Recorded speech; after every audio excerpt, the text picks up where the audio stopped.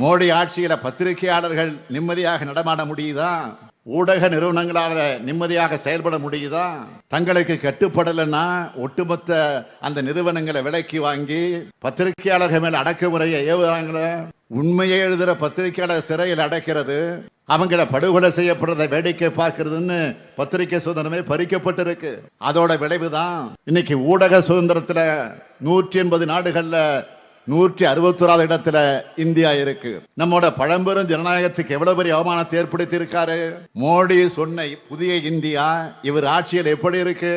32 விழுக்காடு மக்கள் ஊட்டச்சத்து குறைபாட்டோடு இருக்காங்க. 44 விழுக்காடு மக்கள் சமையல் எரிவாயு பயன்படுத்தல. 30 விழுக்காடு மக்களுக்கு அடிப்படை சுகாதார வசதியே இல்ல. 41 விழுக்காடு மக்களுக்கு வீடுகள் இல்ல. இப்படித்தான் இருக்கு மோடி சொன்ன புதிய